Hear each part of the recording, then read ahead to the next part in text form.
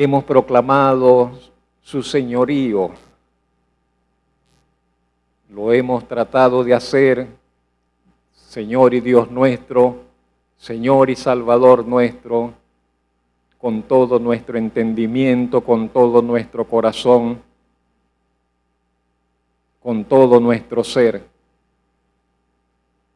Le hemos reconocido como Salvador y queremos reconocerle realmente y totalmente como Señor de nuestras vidas, como dueño de nuestras vidas. Pues de usted y por usted, Señor, estamos acá, de usted recibimos todas las cosas y por usted estamos acá, Señor. Gracias por esta oportunidad de estar ante su presencia y de estar reunidos como familia de fe, como iglesia, como cuerpo de Cristo en este día. Pedimos, Señor, que ahora cuando vamos a dirigir nuestra atención a su palabra, pedimos que usted nos haga escuchar su voz, que usted abra nuestro oído, ilumine nuestro entendimiento, alumbre nuestros corazones, de forma tal que podamos escuchar su voz, ver su voz allí reflejada en las Escrituras, ver cómo esa palabra es dirigida a nosotros, a nuestras vidas, cómo se relaciona con lo que estamos viviendo hoy, con nuestra vida diaria, con nuestro sentir. Que su Espíritu Santo nos auxilie, que su Espíritu Santo nos ayude. Usted que conoce nuestra necesidad, que nos sostiene, que habita, Señor, por su Espíritu en nosotros, usted nos ayude, usted nos bendiga. En Cristo Jesús, Señor y Salvador, se lo pedimos. Amén. No sé cuántas veces he compartido acerca de la cruz de Cristo, de la cruz del Señor, pero hoy vamos hacia allá nuevamente. Y el título es, tienes que saber esto. Tienes que saber esto de esa cruz. Las personas tienen muchas ideas acerca de la cruz. Y aún en medio de las iglesias cristianas, evangélicas, hay muchas ideas acerca de la cruz. En unas ni siquiera se menciona, casi que ni se habla acerca de la cruz de Cristo. Nosotros tenemos que ir hacia allá, tenemos que mirar hacia allá, tenemos que la centralidad del Evangelio nace allí en esa cruz y la voluntad de Dios para con nosotros emana de esa cruz también, de manera que no podemos ignorarla. No podemos ignorar la cruz de Cristo, que significa más que salvación, que implica más que perdón de pecado, abarca mucho más y que está directamente relacionada con la voluntad de Dios para nuestras vidas. Pero antes de ir allá del significado de la cruz, de sus implicaciones, yo quiero invitarle a que me escuche con relación a un poco acerca de la historia de la cruz. ¿Sabe? Sobre esta tierra han pasado distintos imperios, naciones que conquistaron espacios muy grandes de tierras y sometieron pueblos, pero en distintos, lo que nosotros diríamos hoy países, bueno, imperios que se levantaron y dominaron gentes de distintos territorios y de distintas culturas. Uno de esos imperios antiguos fueron los fenicios. Y los fenicios eran una serie de pequeñas ciudades-estados en la región norte de la costa oriental del Mediterráneo en la antigüedad. Fueron unos comerciantes muy famosos en esas costas, se dedicaban principalmente a la navegación y a las actividades comerciales.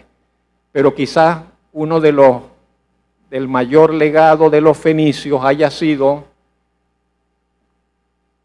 que tal vez por la necesidad, por la actividad comercial, ellos sintetizaron lo que luego vendría a ser la base para los idiomas modernos, para el alfabeto, para la escritura. Ese fue prácticamente el mayor legado o contribución que los fenicios hicieron a la civilización según los estudiosos. No que inventaron el alfabeto, porque ya habían ciertos en distintos lugares, pero ellos como que tomaron tal y crearon algo más práctico, creo que con 22 letras o consonantes y tal, y eso luego sentó la base para el desarrollo de los idiomas tal como nosotros, y la escritura tal como lo conocemos actualmente. Su punto más alto, el florecimiento más alto se dice que fue en los tiempos del rey David, unos 1000 años antes de Jesucristo. Y luego, como suele suceder, como ha sucedido a lo largo de la historia, el imperio creció y luego decayó. A los fenicios fueron conquistados por los asirios, luego llegaron los babilonios, luego pasaron los persas, luego los griegos y finalmente los romanos, ¿ves? Que eran quienes estaban allí cuando el Señor Jesucristo vivía. Pero hay otra invención de los fenicios. Algunos dicen la gran invención. Yo digo, ¿cómo va a ser una gran invención? Los fenicios inventaron la crucifixión. Los fenicios inventaron la crucifixión. Casi no se habla de ello. El ejecutar personas clavándolas en una cruz. Y posteriormente, ese método de crucifixión fue transmitido, o lo tomaron también los asirios, los egipcios, los persas, los griegos y finalmente los romanos. Hay un historiador griego, Heródoto, que documentó que el rey Darío I, el rey persa Darío I, estamos hablando de unos 600 años antes de Cristo, tal vez en los tiempos de Daniel. Recuerde que había el rey Darío en los tiempos de Daniel. Algunos piensan que es ese mismo Darío, otros piensan que es otro Darío, pero Heródoto, el historiador griego, él documentó que Darío I crucificó a miles de rebeldes en Babilonia. Cuando ellos conquistaron Babilonia, que cayó el imperio de Nabucodonosor, entonces vinieron y crucificaron a miles en Babilonia. Los griegos, por su parte, expandieron este método de crucifixión por todo el Mediterráneo. Todos conocemos, probablemente hemos escuchado alguna vez el nombre de Alejandro Magno, gran conquistador griego, a pesar de que tuvo una vida sumamente breve, 32, 33 años, Alejandro Magno, pero un caso destacado de Alejandro Magno, él estaba asediando para conquistar la ciudad de Tiro, la ciudad de Tiro, y esta ciudad le ofreció mucha resistencia. A Alejandro Magno le tomó 7 meses vencer la resistencia de los habitantes de Tiro. Y luego que la conquistó, como castigo, como venganza por la resistencia que le habían ofrecido, crucificó a 2000 personas. Crucificó a 2000 personas de los habitantes de los que estaban allí defendiendo la ciudad de Tiro. Estamos hablando de Alejandro, que eso lo hizo Alejandro Magno en el año 332 antes de Cristo.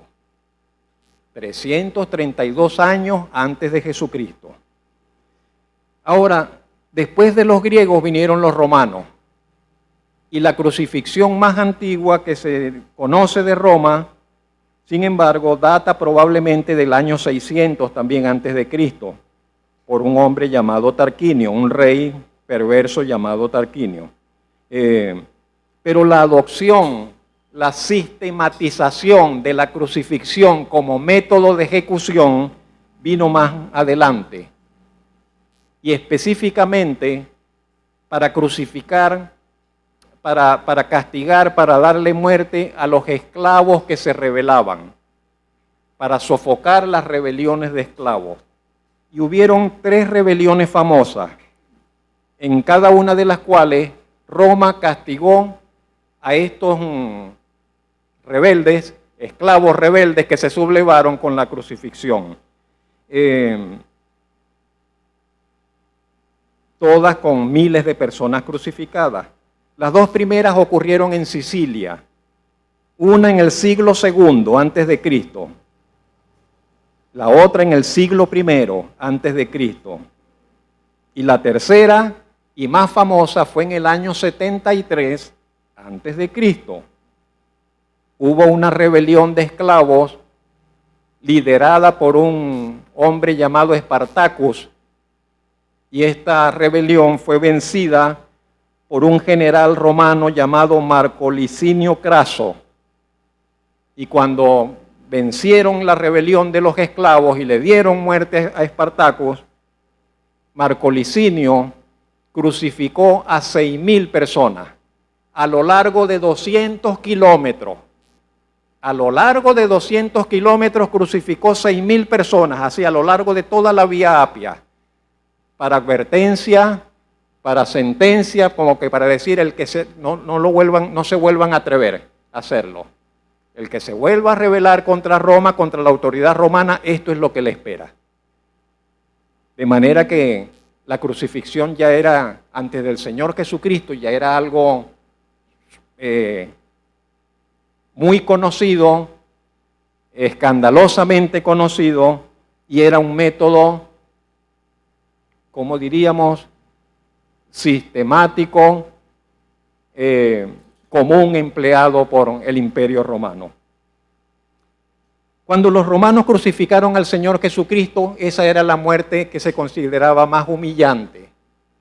Estaba destinada solamente para aquellos que habían cometido crímenes atroces, ladrones, asesinos, gente que se rebelaba contra el imperio, personas que habían tenido, que habían cometido un crimen escandaloso. Pero los crímenes de otra naturaleza eran castigados de otra forma. Y si tenían que darle muerte, le daban muerte de otra manera y no crucificándolo. Y la crucifixión estaba prohibida para los ciudadanos romanos. Era un método tan humillante, tan despectivo, tan cruel, que a los ciudadanos romanos, cualquiera que haya sido su crimen, no los crucificaban, los decapitaban. Una muerte rápida y tal, pero no los hacían pasar por el suplicio y la humillación de la cruz.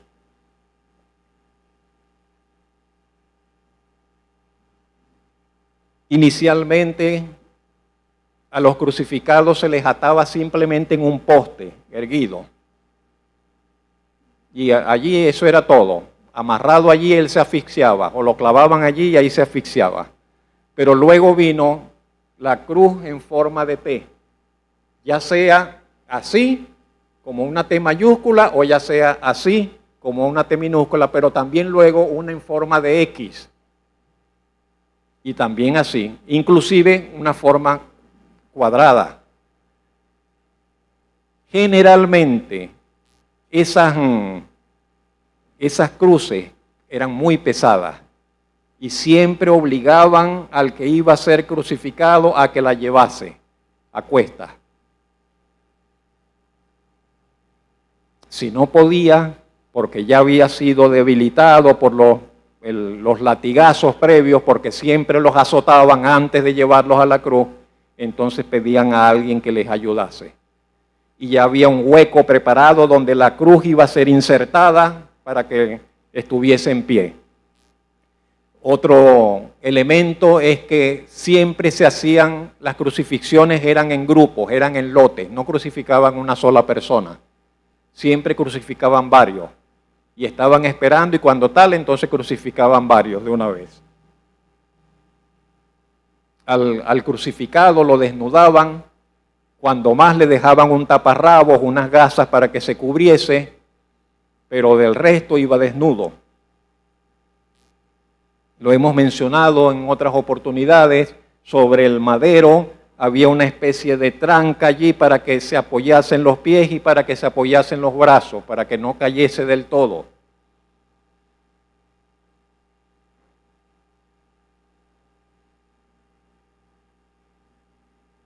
Inclusive después de muertos, los crucificados permanecían varios días allí, como parte del escarnio público, antes de ser quitados, de ser bajados para ser enterrados.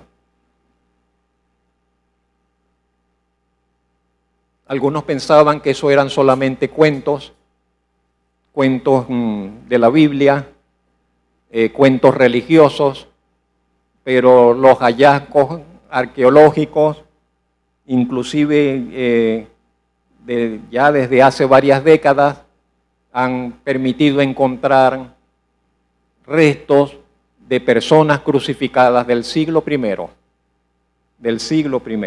En el año 68, arqueólogos israelíes desenterraron los restos de un joven judío del siglo I llamado Yohanan, cuyo hueso del tobillo estaba atravesado por un clavo largo.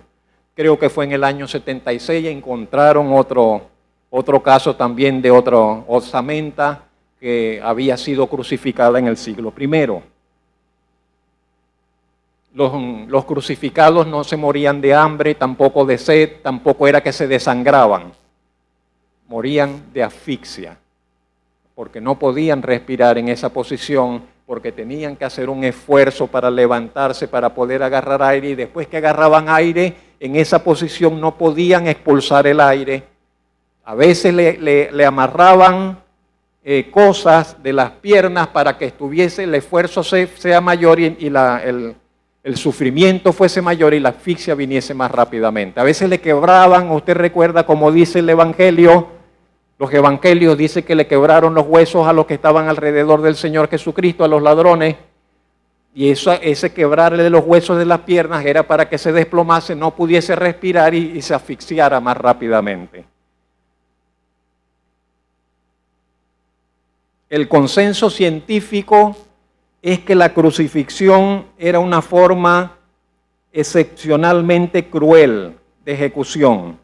Provocaba una lenta muerte por tortura, inclusive a lo largo de varios días. El Señor Jesucristo murió crucificado y los romanos siguieron crucificando gente. Varios de los discípulos del Señor murieron crucificados. Pedro pidió que lo crucificasen cabeza abajo. Se lo concedieron. Pedro lo pidió porque él dijo que él no era digno de morir como murió su Señor. Pero a veces le concedían a las personas crucificarlos cabeza abajo y al crucificarlos cabeza abajo la muerte era más rápida, porque la sangre venía y se agolpaba y colapsaba más rápidamente. Siglo II siguieron crucificando. Siglo III siguieron crucificando. Hasta que poco a poco el Evangelio se fue extendiendo y comenzaron a decir el Hijo de Dios que murió en una cruz, el Hijo de Dios que murió en una cruz, y llega Constantino al poder en Roma. Y finalmente en el año 337 de nuestra era, siglo IV, Constantino, emperador de Roma, declara la abolición de la crucifixión. De allí que algunos dicen que Constantino, que todo aquello, que si tuvo una visión, que se convirtió al cristianismo, que no lo sabemos. Pero lo cierto es que abolió la crucifixión como método de tortura. De allí en adelante, a los que iban a matar, los mataban de otra forma. Los llevarían para que fuesen ahorcados, para que fuesen decapitados, pero no los iban a crucificar porque el Hijo de Dios murió crucificado. ¿Por qué estamos mencionando todas estas cosas? Vamos a ver lo que dijo el Señor, las palabras del Señor. Perdón, antes de ir allá. Tenemos las imágenes. 3 imágenes. Esto que está allí es una imitación del azote romano, del látigo romano, donde se agarraba. Esteban, no traje el marcador, se me olvidó. Gracias.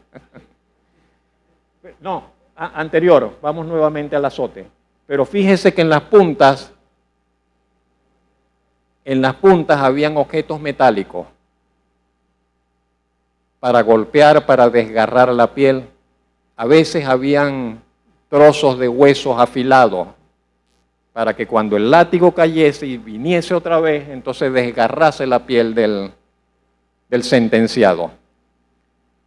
Eso no se hacía con cuidado te duele. Voy a tratar de que no,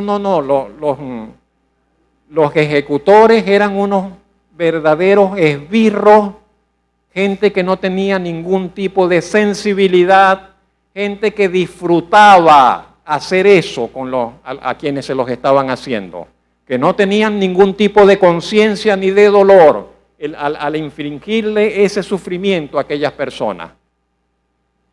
Seguimos. La siguiente. Mire el tamaño de la mano y mire el tamaño del clavo.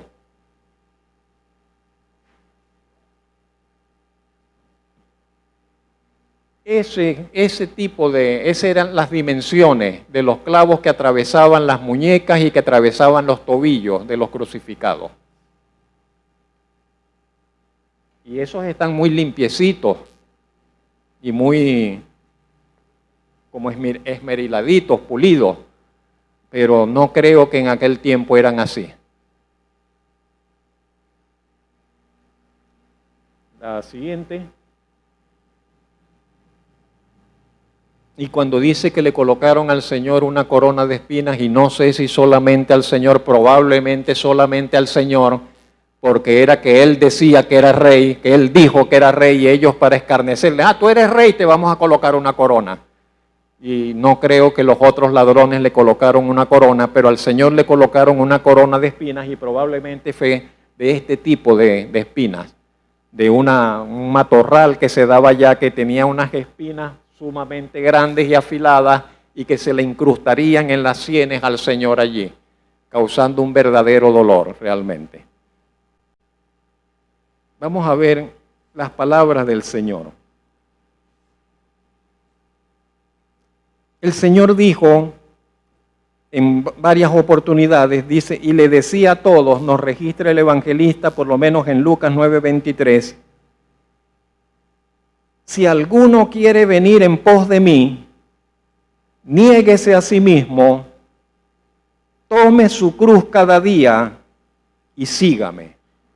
Ahora, cuando el Señor dice esas palabras, para nosotros puede ser que de repente no las entendamos, que de repente digamos, ¿qué querrá decir el Señor con eso? Pero para las personas en aquel tiempo que las escucharon, de una vez, ¡pac!, se les vino la imagen de los crucificados, de los sentenciados que van por la vía, que han sido azotados, que llevan la cruz a cuestas y que van para que los crucifiquen, que van hacia la muerte. Esa es la imagen que vino a ellos cuando escucharon al Señor Jesucristo decir estas palabras. Ellos no pensaron en otra cosa. Ellos no pensaron en qué palabras tan bonitas, qué querrá decir esas palabras tan bonitas, qué palabras tan profundas. Ellos no pensaron en eso. Ellos inmediatamente relacionaron estas palabras con el suplicio, con lo que experimentaban aquellos sentenciados cuando iban a la muerte llevando su cruz.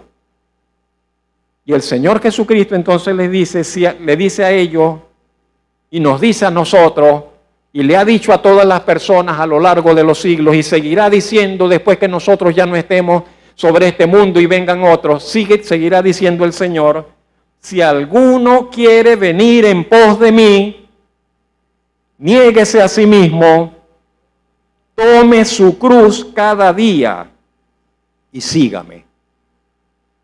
Tome su cruz cada día y sígame. El mensaje es drástico, esas palabras son drásticas. No se prestan para una interpretación suave ni mal comprendida. Esas palabras son un llamado a morir, a un vivir crucificado, a un morir indispensable y necesario, si es que le vamos a seguir a Él. Si le vamos a seguir al Señor, tendremos que tomar la cruz. Y si usted está acá, y yo estoy acá, y cualquiera de nosotros que esté acá, si pensamos que estamos siguiendo al Señor y no estamos tomando la cruz, nos estamos engañando. Porque para seguir al Señor es necesario que tomemos la cruz y que nos neguemos a nosotros mismos. Indispensable. ¿Qué significan estas palabras para nosotros? ¿Qué significado tienen estas palabras para nosotros? Si yo le pregunto a usted, ¿qué tan importantes son estas palabras para usted? ¿Qué me diría usted? ¿Qué peso tienen estas palabras en nuestra vida diaria?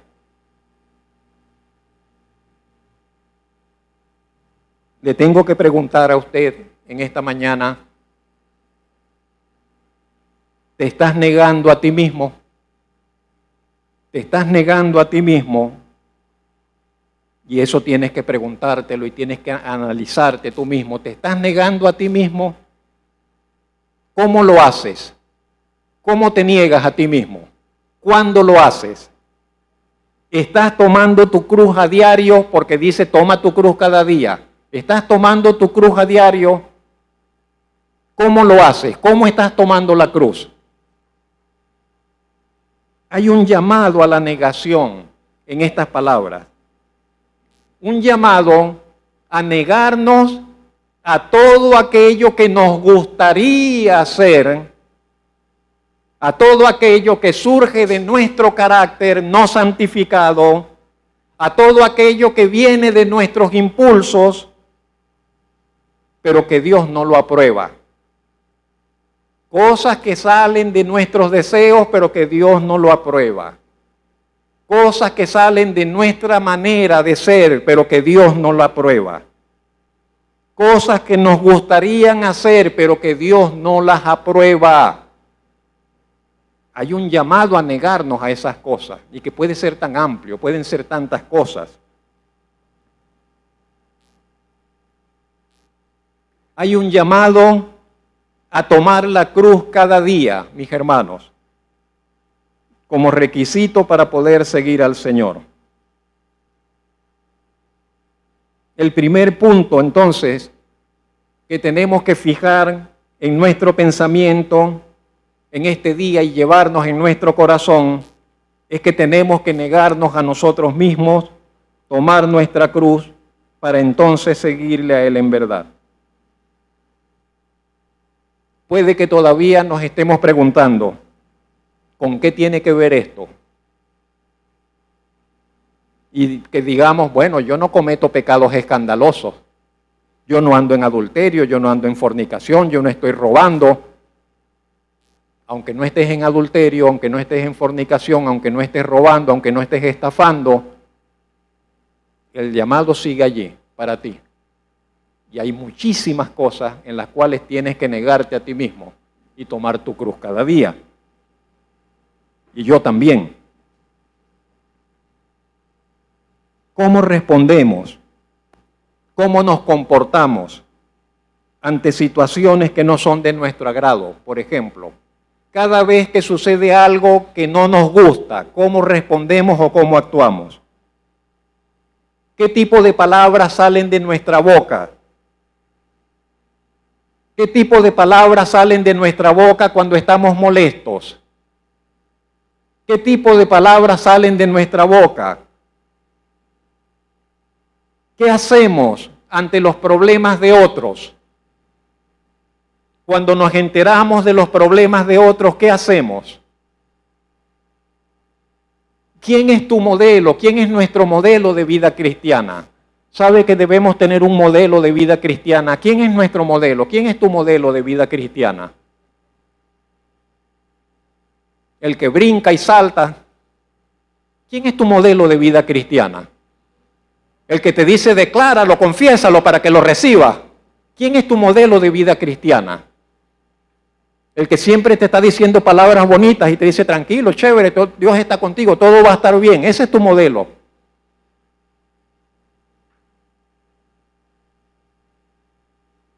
Nuestro modelo debe ser el Señor Jesucristo. En segundo lugar, un puente entre la cruz del Señor y nosotros. La palabra de Dios, mis hermanos, la palabra de Dios, la bendita palabra de Dios es como un puente entre el cielo y nosotros, entre Dios y nosotros. Si vamos a relacionarnos con Dios, tenemos que ir por su palabra. Si queremos tener comunión con Dios, verdadera comunión con Dios, tiene que ser en los términos de su palabra. Necesariamente. La palabra de Dios nos ha sido dada para ser ese puente que nos permite llegar a Dios. En ella y solamente a través de ella recibimos la luz, la revelación, el conocimiento necesario para que podamos conocer a Dios, para que podamos comprender la voluntad de Dios. ¿Queremos conocer y comprender la voluntad de Dios? Tenemos que ir a su palabra. Tenemos que prestarle atención a su palabra. Necesariamente. Necesariamente. Es imposible vivir en la centralidad de la voluntad de Dios, ignorando la palabra de Dios, teniendo en poco la palabra de Dios, menospreciando la palabra de Dios, no obedeciendo la palabra de Dios. Es imposible vivir en la voluntad de Dios, en la centralidad de la voluntad de Dios, si yo ignoro, si yo menosprecio la palabra de Dios, si yo no obedezco la palabra de Dios. Es imposible. En la carta a los Hebreos, mis hermanos, nos encontramos con las siguientes palabras. Hebreos 12, del 1 al 4. Dice, creo que la anterior, la anterior, esa. Leamos juntos. Dice, despojémonos de todo peso y del pecado que nos asedia, y corramos con paciencia la carrera que tenemos por delante, puestos los ojos en Jesús, el autor y consumador de la fe, el cual por el gozo puesto delante de él sufrió la cruz, menospreciando el oprobio, y se sentó a la diestra del trono de Dios. Considerad a aquel que sufrió tal contradicción de pecadores contra sí mismo, para que vuestro ánimo no se canse hasta desmayar, porque aún no habéis resistido hasta la sangre, combatiendo contra el pecado. Hermoso y tremendo pasaje. Hay varias indicaciones allí para nosotros. Número 1 dice que tenemos que despojarnos del peso del pecado que nos asedia. El pecado nos asedia. ¿Sabe lo que es asediar? que está buscando la manera de meterle el gancho, de agarrarlo, de cazarlo, de envolverlo. Eso es asediar. Dice, despojémonos del peso del pecado que nos asedia, pero a nosotros nos toca despojarnos de eso, sacudirnos eso de encima. Número 2, dice, tenemos que correr con paciencia la carrera de la vida cristiana. La vida cristiana no es de un día, la vida cristiana no es de un mes, la vida cristiana es una carrera de toda la vida y tenemos que disponernos con paciencia a andar por ella. Número 3, dice que esa carrera tenemos que llevarla con la mirada puesta en el Señor, principio y objeto de la fe, autor y consumador de la fe. La mirada puesta en el Señor. No en las situaciones, no en nosotros mismos, no en nuestros sueños, la mirada puesta en el Señor, autor y consumador de la fe, principio y objeto de la fe. Que tenemos que considerar cómo fue el vivir del Señor. Que el Señor puso la mirada arriba y viendo lo que le esperaba, dice, soportó la cruz. Cuando dice sufrió la cruz, es que soportó la cruz. Y es que como que el Señor dijera, yo aguanto esto por lo que me espera. Yo voy a soportar esto porque lo que me espera es más grande. Y no solo soportó la cruz, dice, soportó también la humillación y el escarnio que habría de padecer. Como lo dice también el texto allí. Menospreció el oprobio. El oprobio es la humillación, el escarnio público, el Señor lo soportó, estuvo dispuesto a soportarlo. Como dice la Escritura, presentó sus mejillas para que lo golpearan. Se estuvo allí, enmudeció para que hicieran con él lo que quisieron hacer. Y de hecho, hicieron con él todo lo que quisieron hacer. Según la voluntad de Dios, permitió, concedió, que estableció que así tenía que ser. Pero el Señor dijo, yo lo hago voluntariamente. También lo diría en otra oportunidad. Dijo, nadie me obliga a esto, yo voluntariamente lo hago. Y entonces el escritor de Hebreos dice, miren el ejemplo del Señor, para que no se desanimen. Miren el ejemplo del Señor, para que no se desalienten. Y termina con esa frase que dice, ustedes todavía no han resistido hasta la sangre. Mírenme acá, olvídense de la puerta. Ustedes todavía no han resistido hasta la sangre, dijo el escritor de los Hebreos. No han resistido hasta la sangre. ¿Qué quiere decir? Si fuese necesario morir en esta lucha espiritual, entreguen la vida. Si fuese necesario que nos quiten la vida en esta lucha y en este vivir para Dios, que nos quiten la vida. Pero el autor de los Hebreos dice, en esta lucha que ustedes están, ustedes no han llegado a ese extremo. No han llegado a ese punto de tener de resistir y combatir hasta la sangre. Dice, anímense y sigan adelante, es lo que está mencionando el escritor de los Hebreos. Aún no habéis resistido hasta la sangre, ¿combatiendo contra qué? Contra el pecado. No habéis resistido hasta la sangre combatiendo contra el pecado. El pecado que está dentro de tu corazón.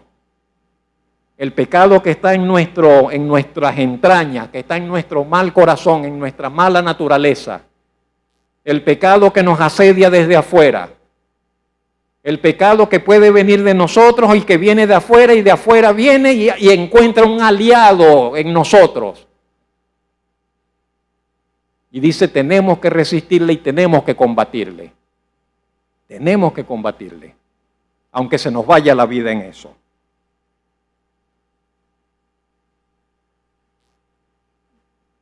Parece serio.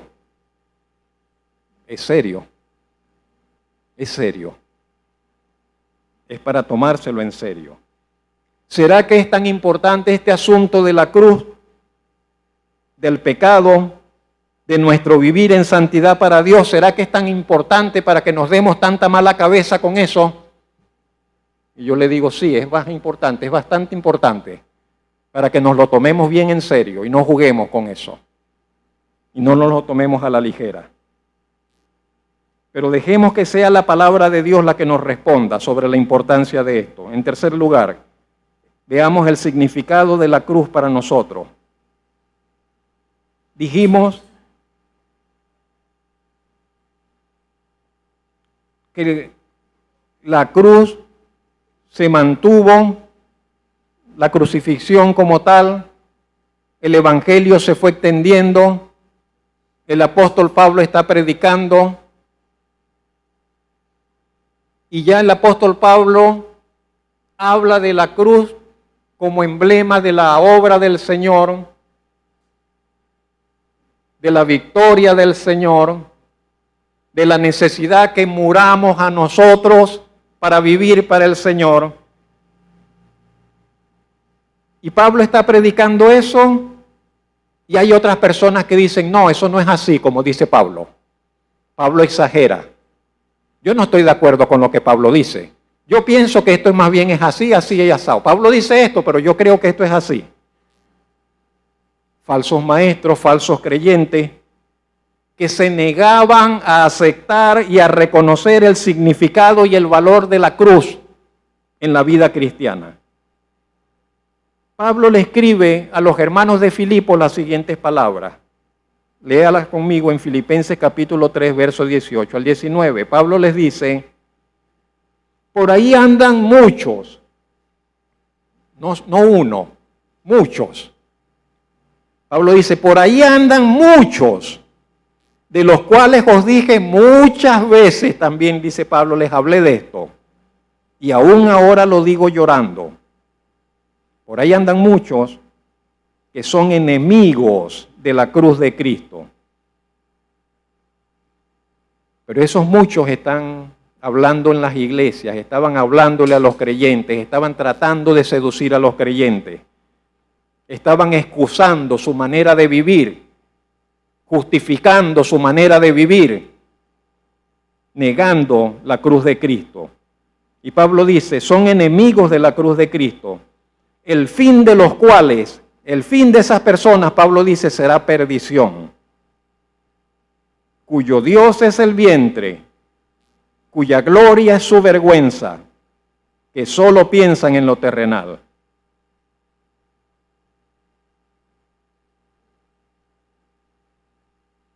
Pablo dice, el fin de esas personas no van a estar allá con el Señor.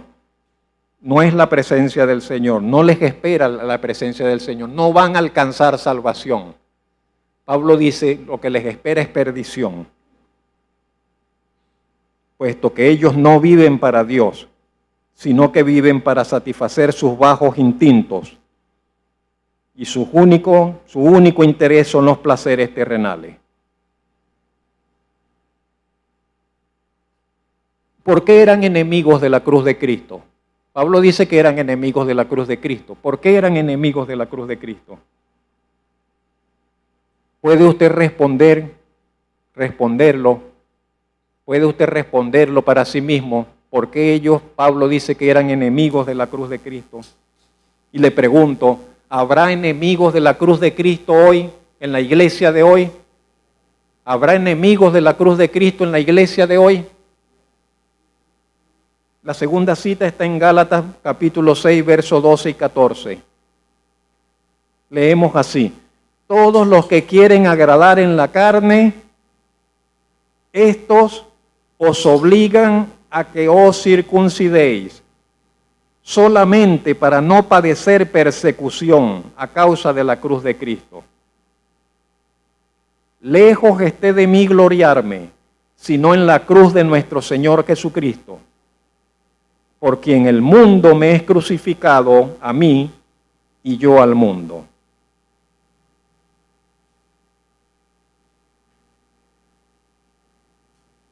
Hay dos elementos allí presentes en esta cita, en estos versículos. Dos elementos relacionados con la cruz y la vida cristiana.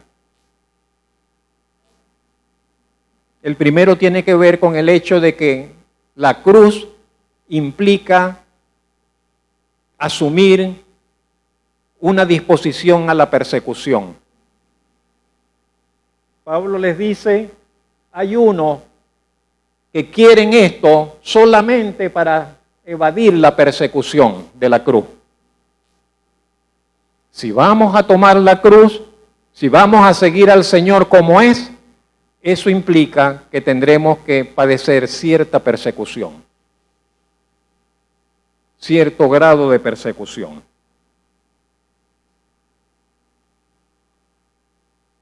El segundo elemento está relacionado con lo que Pablo dice cuando expresa que él solamente se va a gloriar, dice, en la cruz del Señor Jesucristo. Y dice, por esa cruz, el mundo me está crucificado y yo estoy crucificado para el mundo. Y de allí vienen todas las preguntas que debemos hacernos. Estamos asumiendo con valentía la persecución que implica el llevar la cruz de Cristo. ¿La persecución de quién? La persecución del mundo, la persecución de aquellos que no están de acuerdo con nosotros, la persecución de los esquemas de nuestros tiempos, la persecución de todos aquellos que nos van a criticar por vivir de esa manera, por pensar de esa manera. Estamos asumiendo con valentía esa persecución del llevar la cruz de Cristo, o le estamos sacando el cuerpo. Y yo no quiero que me critiquen, yo no quiero sentirme mal, yo no quiero que me miren como un raro, como una rara, y le saco el cuerpo, yo no quiero que me vean como un fanático. Llevado la cruz de Cristo, no quiero llevar la cruz de Cristo. Me estoy escondiendo en la moda y digo, no, pero es que esta es la moda. No, porque estos son los tiempos de ahora. Eso era para los tiempos de antes, pero en los tiempos de ahora nosotros los cristianos podemos vivir así, podemos hacer esto, podemos permitirnos esto, podemos permitirnos aquello. No tenemos que ser tan estrictos, de verdad. ¿Y dónde está la cruz de Cristo en todo eso?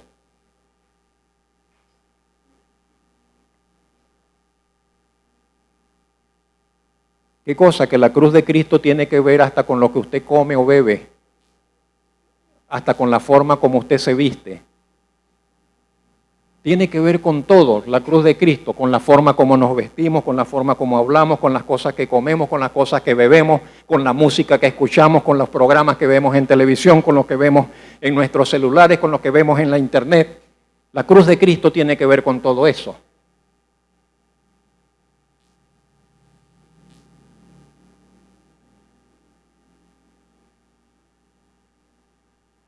Nos estamos escudando en nuestra supuesta sabiduría, que yo tengo sabiduría, que yo tengo experiencia, que yo tengo, mi punto de vista es este. ¿Y el punto de vista de la palabra de Dios, dónde queda? ¿Dónde queda el punto de vista de la palabra de Dios? Nos estamos considerando nosotros que el mundo está crucificado para nosotros y nosotros para el mundo, o ni siquiera tenemos claro lo que es el mundo. Lo que es el mundo como sistema, el mundo y sus antivalores, el mundo y su espíritu anticristiano, el anticristo, el mundo y el anticristo y sus muchos anticristos. Este mundo está lleno de anticristos. En cuarto lugar, ¿una cruz para qué? ¿Una cruz para qué? Pablo dijo, Gálatas 2:20, famoso texto, pero que era su experiencia. Pablo dijo, con Cristo estoy juntamente crucificado y ya no vivo yo, mas vive Cristo en mí. Y lo que ahora vivo en la carne, lo vivo en la fe del Hijo de Dios, el cual me amó y se entregó a sí mismo por mí. Y yo le digo, no son una declaración de fe. Estas palabras no son una declaración de fe. Estas palabras son un testimonio de vida. Pablo las pudo decir porque ese era su testimonio. Y yo no sé si usted y yo las podemos decir, pero estamos invitados, desafiados, llamados a imitar a Pablo y llegar a ese punto. Un punto en el cual nosotros podamos decir también, como Pablo dijo, ya no vivo yo. Antes vivía yo, pero ya no vivo yo, ahora vive Cristo en mí. Antes yo vivía para mí, antes yo vivía para mis deseos, antes yo vivía para mis gustos, pero ya no, ahora vivo para aquel que murió y resucitó por mí. Y lo que ahora vivo, dice Pablo, y lo podríamos decir nosotros, lo vivo en la fe del Hijo de Dios, que me amó y se entregó a sí mismo por mí. Es necesario que todos los que nos consideramos cristianos nos consideremos crucificados. Es necesario que nos consideremos crucificados juntamente con Cristo, que nos consideremos muertos a nuestra vida independiente y egocéntrica, a esa vida que está centrada en nosotros solamente, y que el Señor es un adorno. Yo voy con mi vida, yo voy con mi plan, y el Señor va aquí solamente para que bendiga mis planes. El Señor va acá para que me abra el camino, porque yo vengo aquí con mi vida y con mis planes y con mis sueños y con mis propósitos. ¿Y dónde está la voluntad de Dios? ¿Y dónde están los planes de Dios? ¿Y dónde está el propósito de Dios? Olvida usted que usted no es suyo. O nos olvidamos de que no somos nuestros, que Él nos compró para ser de Él, a precio de sangre, para que seamos de Él, para que hagamos lo que Él quiere, para que vivamos en su voluntad y no en la nuestra. De eso se trata. Que el Señor nos ayude en ello, que el Señor nos ayude, que su voluntad está primero y antes que la nuestra.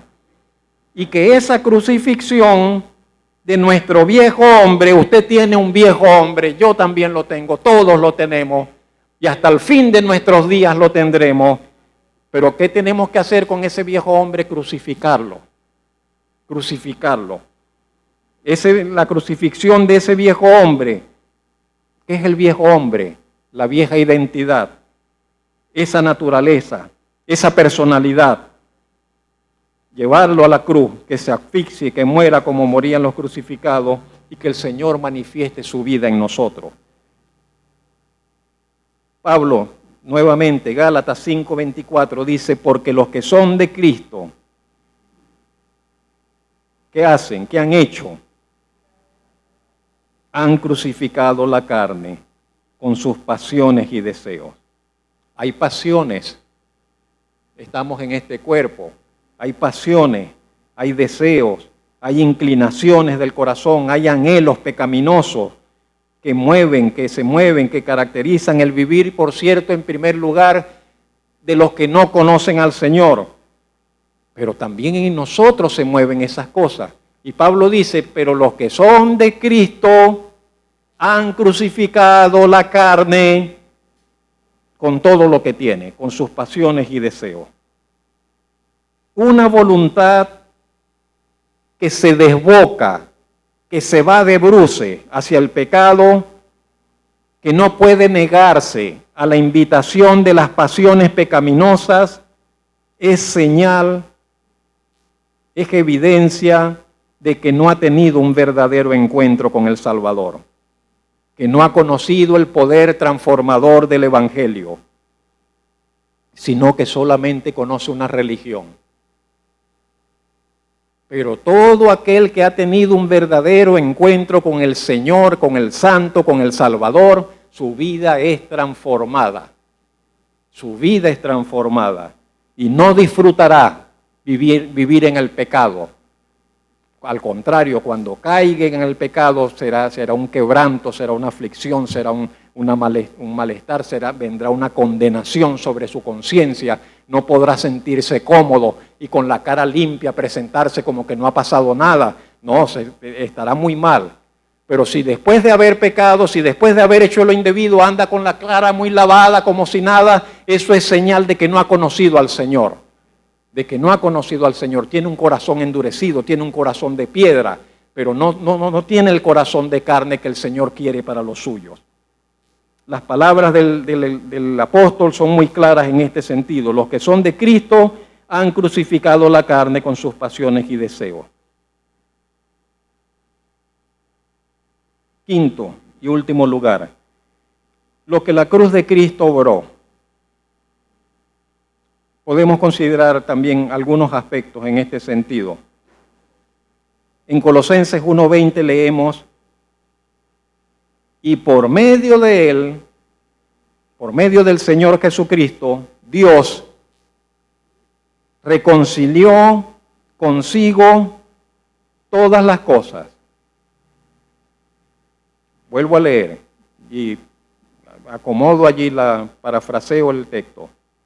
Dios el Padre, por medio del Señor Jesucristo, reconcilió consigo, con Él mismo, todas las cosas, así las que están en la tierra como las que están en los cielos, haciendo la paz mediante la sangre de su cruz. El cielo y la tierra estaban enemistados. Dios estaba separado de su creación. Los hombres estaban en enemistad para con Dios.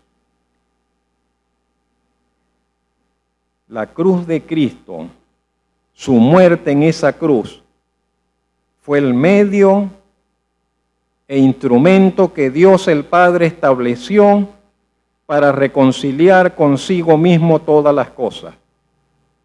No se lo puedo explicar, no lo puedo, hay acá cosas que no puedo percibir, pero en lo que logró la muerte del Señor Jesucristo en la cruz, hay más profundidad de lo que nosotros pensamos. Por eso le decía al principio, es más que perdón, es más que salvación, hay implicaciones celestiales, hay implicaciones espirituales, hay implicaciones de unas dimensiones que nos sobrepasan a nosotros. Este verso bíblico nos dice que el Señor Jesucristo, mediante la sangre de su cruz, hizo posible la paz y la reconciliación tanto en los cielos como en la tierra. Colosenses 2:15 dice que despojando a los principados, a las potestades, que son seres espirituales con autoridad, los exhibió públicamente, triunfando sobre ellos en la cruz. Y esto es tremendo, porque ese instrumento de humillación que era la cruz, ese instrumento de escarnio, de sufrimiento, en el cual el Señor estaba padeciendo, se convirtió en el instrumento de triunfo y de poder. El Señor está agonizante en esa cruz. Sus enemigos dicen, le vencimos. Satanás piensa, le vencimos. Y todos están allí contemplando su agonía, su sufrimiento.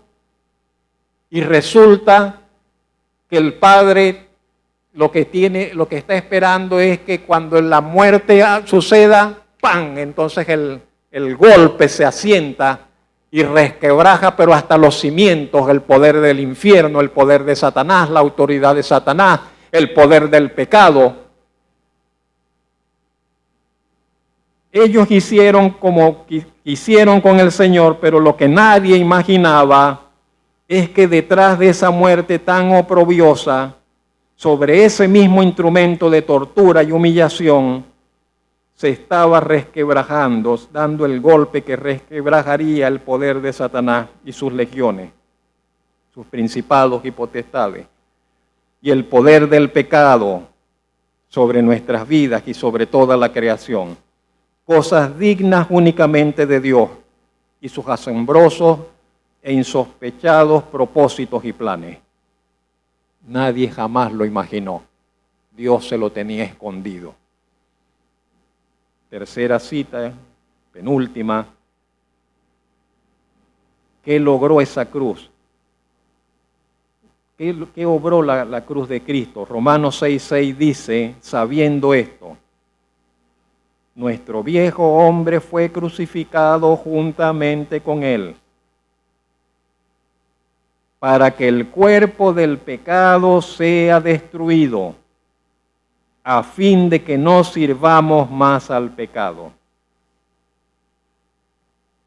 en lo que tiene que ver con nosotros, con usted y conmigo, uno de los más grandes logros de esa cruz, de la cruz de Cristo, está en el hecho, como lo dice este verso, que nuestro viejo hombre fue crucificado juntamente con él. De alguna manera que no podemos entender del todo, que no podemos ver del todo, que no podemos explicar del todo, cuando el Señor estaba siendo crucificado, cuando el Señor estaba allí sobre esa cruz, pagando el precio que la justicia divina requería por causa de nuestros pecados, por causa de nuestras maldades.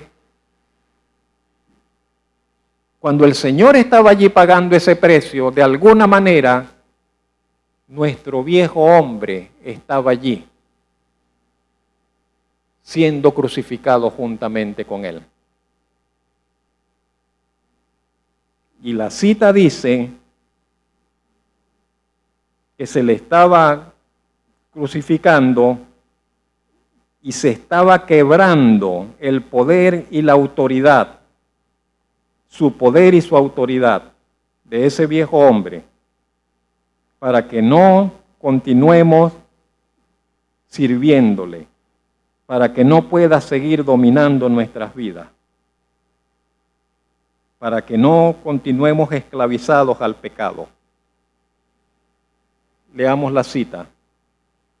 Nuestro viejo hombre fue crucificado juntamente con él para que el cuerpo del pecado, donde dice cuerpo, coloque usted poder, para que el poder del pecado, para que el poder del pecado sea destruido.